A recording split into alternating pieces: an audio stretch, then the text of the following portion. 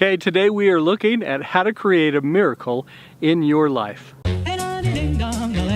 How is it we can do some amazing and sometimes unexplainable things, like heal our own bodies by the power of our thoughts? Mother's intuition, the law of attraction. Can we really tap into our subconscious mind? Can we really create our own realities? It begs the question, are we novice gods?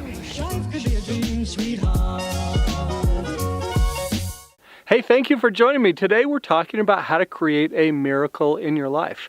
Now, first of all, isn't this a miracle that we're here together right now at this time in your life? Think about, how did you even find me? How did you find out about this series? You know, is that was it by chance, by some strange accident, or could there be some divine providence in bringing the two of us together today? I don't know. Let's look at that. Well, today we're talking about how to create a miracle in your life. Now, if this is your first time on our show, what we're doing is we are examining the evidences that show that we are actually more connected to higher power than we think. We can create amazing things in our lives, and we can also create the garbage that comes in my life. That's some of the things I've experienced, and I am looking for how to consistently create the kinds of things that I would like to. And along this journey, I am sharing what I find. So today, in looking at how to create a miracle in your life, I want to share some things that I have discovered, and hopefully that will help you out wherever you're at in whatever situation you're in. Okay, well, years ago, I was working on a script. I had this story in my mind that I wanted to do, and it was about a woman who had cancer and kind of her journey, you know, in this. And her thing was, it was a inoperable brain tumor that she had, and it kind of followed her journey from kind of the demise of her life to actually stepping into the next life. It was a beautiful script. Never got published, never got filmed, but I have always enjoyed kind of that story. Well, as I was developing it, I called a friend of mine who had a mom who had cancer, and I was just curious in how that affected her, what her experience was like. Because I wanted to have, you know, some real true characters and kind of the agony and the crisis of faith and everything that, you know, goes with that. I wanted to make sure that that was true to life. Well, I remember I was on the phone with her and talking to her, and she explained about how frustrated she was. Here she had been a religious, a spiritual person her whole life. She had prayed, she had believed, and now her mom has this cancer, and the thoughts that kept going in her mind was, isn't there a miracle for me? And those words have stuck with me for the years. And so I just want to kind of talk to you about some things. Maybe you've got some heartache in your life. Maybe, you know, you've got health challenges or relationship challenges, challenges of love, and they are holding you back right now, or at least you feel that they are. And you may be angry at God. I know I've been there. You may be frustrated, and you may be saying, isn't there a miracle for me? Well, I want to explain, you know, kind of 3 steps that you can do for creating a miracle. And, you know, often you don't actually have to create the miracles. Often what it is God already knows what you need. He already has this masterful plan. The more that I have become aware of that, the more amazed I am at how He is the divine architect, and He's in our lives all the time. So often, I just want to share with you, you actually don't have to create a miracle at all. You just have to be willing to recognize it when it comes. But I will share with you three key steps. So, I'm getting a call. Do you mind if I take that? All right, just a sec. Sorry about that.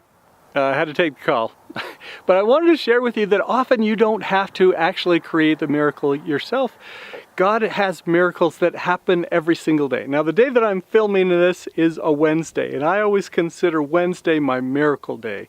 And if you've watched my other show that talks about this, I had an experience down in Ecuador where I found out Anyway, I found out what Miraculous actually means. I thought it meant miracles, but it actually means Wednesday.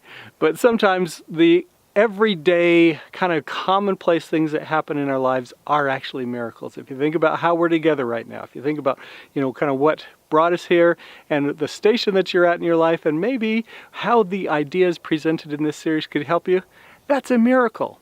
Okay, but we're talking also about 3 steps if you want to actually create a miracle in your life. What can you do? Well, very simple.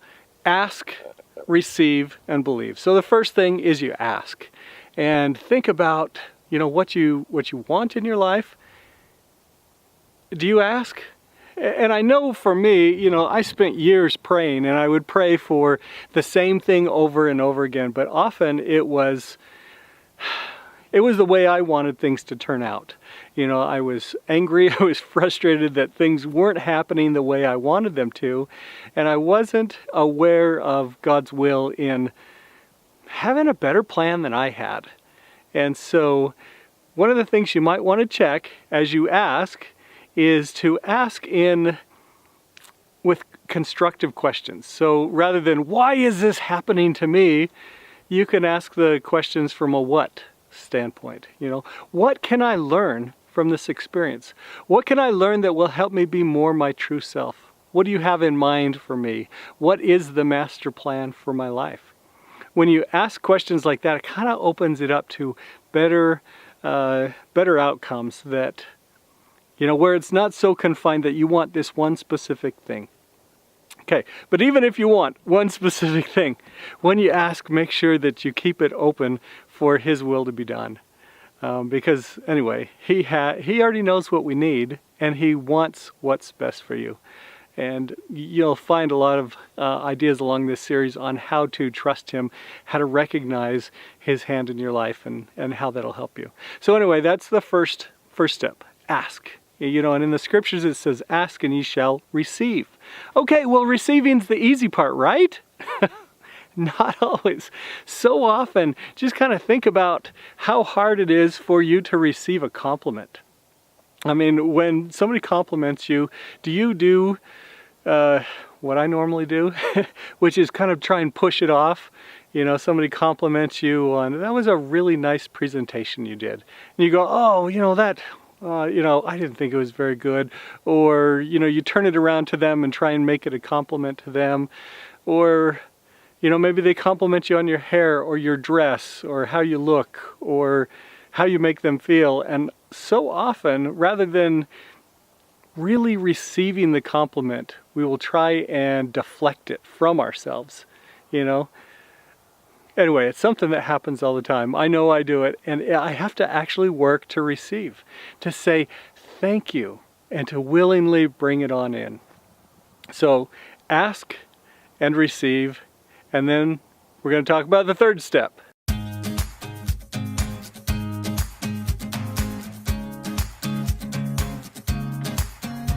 Okay, the 3rd step is to believe, to trust the process.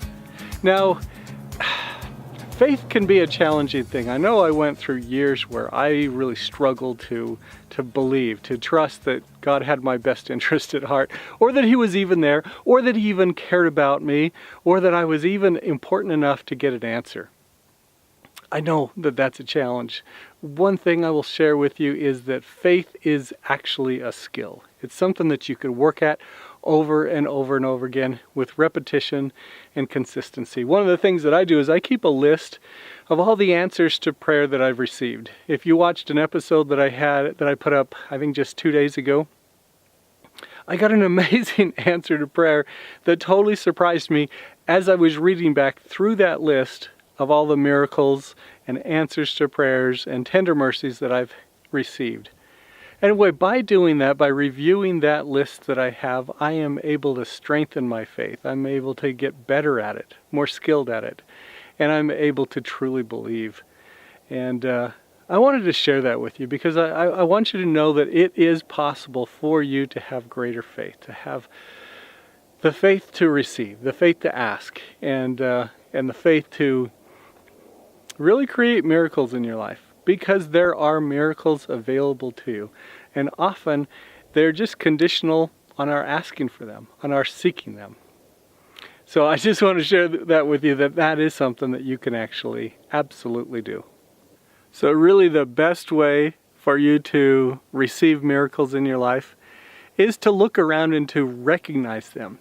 You know, as I share that if you can keep a journal where you keep all the answers to your prayers and the tender mercies that you've had, as you start to pay attention to this, recognize the patterns, you will see that they happen all the time. And miracles can be these little tiny things. This strange coincidence that you ran into a friend when you were just thinking about them. This, just happy accident that you ran into the right person at the right time when you needed them most.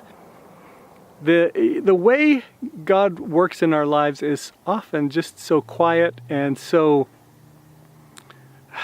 how do you say it? He's so in the background, moving all of these amazing things to have these things that we see as just this tiny coincidence. They say coincidence is God's way of staying anonymous.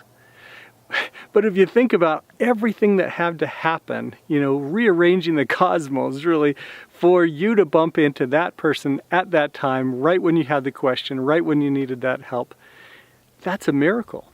So often the miracles that we have in our lives kind of go unnoticed and we don't recognize His hand in our life. So if you want to create a miracle in your life, what I would suggest you do is the first thing is you get really aware. You start paying attention to all the fortunate things that happen to you.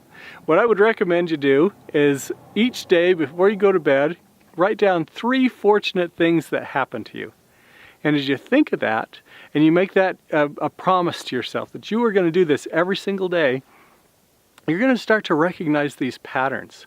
You're going to start recognizing that your life is abundant and that these tiny little tender mercies, these miracles, these things that happen in our lives that make our lives better, God's involved. He is in the details, and He's in there because He loves you. So I hope that helps you. I hope as you're going through this series and hopefully binge watching a few of these, that you are recognizing that it absolutely matters what we believe. And when we look at our identity, when we change our identity from, I am a failure, or I'm fat, or I'm sick all the time, or I'm not smart, or anything like that you are saying to yourself as an identity, I want to just have you stop. I want you to think about it. And I want to open your mind to the possibilities. What if? What if it's true that you are actually God's child? What if you actually have His DNA? What if that means you have unlimited potential, not just in some future life, but right now? What if you can create the kind of life you would like to live? Hey friends, want to get rid of stress, anxiety, and worry? Ready to use some of your inner creation powers? Visit scottwilhite.com and join me for a web class. If you do it soon, I'll give you a free planner